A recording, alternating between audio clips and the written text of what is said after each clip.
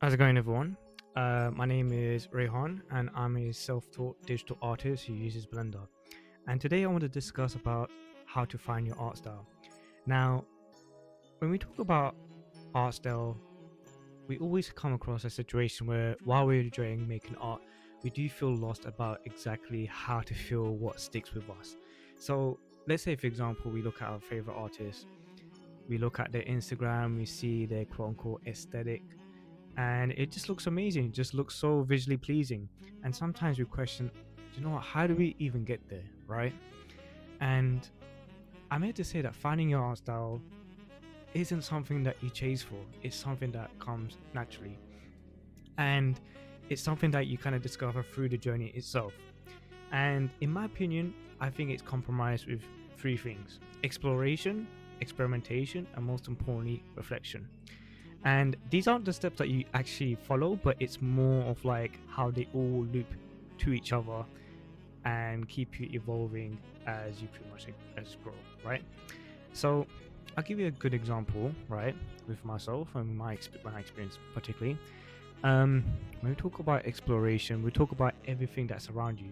So it could be whether you're traveling, you're going outside, you're playing sports, you're watching your favorite TV shows, anything that kind of sparks your curiosity.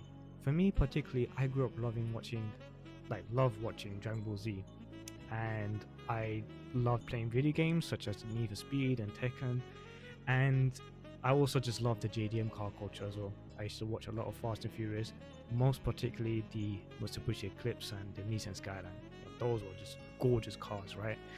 And that comes into a point as reflection.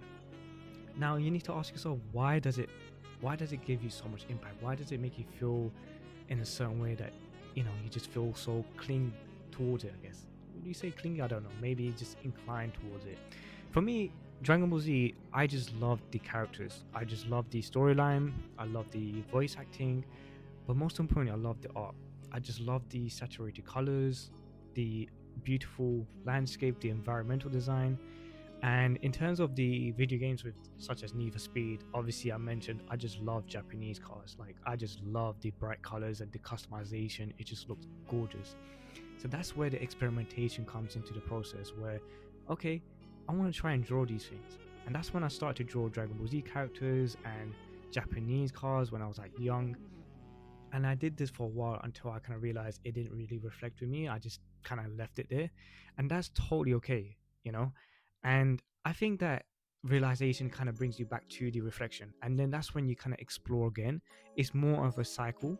So let's take a look at someone who is famous. So someone who knows, I'm pretty sure a lot of people know this type of art style that you see quite often, right? And the artist behind this is Hiroshi Nagai. Hope that I pronounced it right. And his when you look at his work, immediately you can get that little vibe of a 1950s resort, summer vibe, right?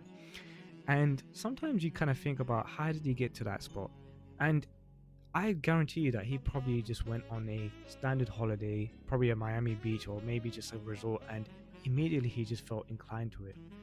And that's where he had that reflection of, you know what, I'm gonna try and draw that similar art style. And then through experimentation, he kind of crafted into something very uniquely for himself. And that's the beauty of like finding an art style. It doesn't come by just like, you know what, I'm gonna spend hours and hours on the computer typing away and just be like, how do I find my art style? How do I, you know, like how do I do it? This and that. Like I don't know. Wait, I kind of sound. Wait, I do sound like.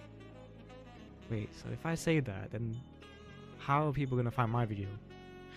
What I'm trying to say is basically like, look, you don't spend hours and hours trying to specifically like find your art style. You kind of learn how to do it, if that makes sense. I think it's just more of like it just comes naturally. Like you don't force things. Like it just you live your life, you go and like try new things, and whatever clicks with you, you just experiment.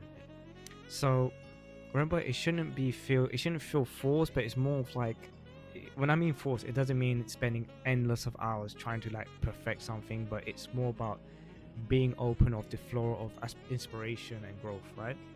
So I would say remember these three things: exploration, just be curious of your surroundings; experimentation, just try new things, don't hesitate, right?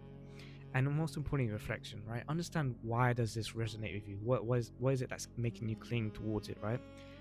And that's pretty much it for me. And I hope that helped everyone out there to find their art style. I'm still, I like to say I found the art style that I feel that clicked with me, but at the same time, things can change, right? And that's totally okay. And I think that's the beauty. That's the beauty of like the excitement of trying, like of art itself. Like you're able to adapt. You're able to kind of don't limit yourself to trying other things that kind of resonates with you, right?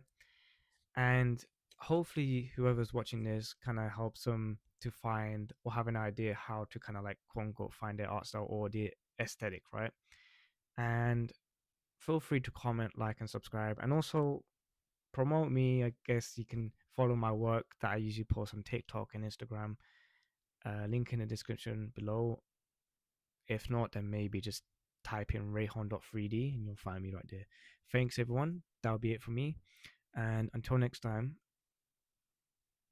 adios.